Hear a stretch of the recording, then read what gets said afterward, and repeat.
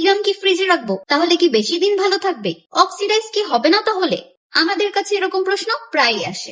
সবাই জানতে চাই সিরাম কিভাবে স্টোর করলে সহজে অক্সিডাইজ হবে না। ভিটামিন সি একটু দ্রুত অক্সিডাইজ হয়, খুবই sensitive ingredient. Light, heat, oxygen সবকিছুতেই রিঅ্যাক্ট করে। এখন প্রশ্ন হলো, অফারে তো অনেকগুলো সিরাম কিনে ফেলেছেন, কিন্তু ঠিকভাবে রাখবেন কিভাবে আর কোথায়? আমাদের দি সেলেস ভাইটামিন সি সিরামের নতুন ভার্সনে 3 ইথাইল অ্যাসকর্বিক অ্যাসিড ব্যবহার করা হয়েছে, যা অন্যান্য ভাইটামিন সি সিরামের চাইতে অনেক স্লোলি অক্সিডাইজ হয়। এরপরে কিছু বেসিক টিপস আছে যেগুলো আপনার সিরামের শেলফ লাইফকে আরো লং করবে। এমন জায়গায় সিরাম রাখুন যেখানে সূর্যের আলো না আসে। কুল এবং ড্রাই প্লেসে রাখুন। অনেকে আবার বাথরুমে রেখে দেয়, এটা কিন্তু ভুল, কারণ সেখানে হিউমিডিটি বেশি থাকে, যা অক্সিডাইজেশন প্রসেস আরো বাড়িয়ে দেয়। প্রতিবার ব্যবহারের পর সিরামের মুখ ভালোভাবে বন্ধ করে রাখুন, যেন বাতাস সহজে প্রবেশ করতে না পারে। সিরাম ফ্রিজে রাখতে হবে ব্যাপারটা এমন নয়, একটু সেফ প্লেস যেখানে আলো এবং গরম কম সেখানে রাখলেই হবে। আমাদের বাকি সব সিরাম স্টোর করার ক্ষেত্রেও সেম প্রসেস ফলো করুন। আর আমরা সিরামের জন্য অ্যাম্বার বটল ইউজ করি, যা অক্সিডাইজেশন প্রসেস অনেক স্লো করে দেয়। তাহলে ফ্রিজ ম্যান্ডেটরি?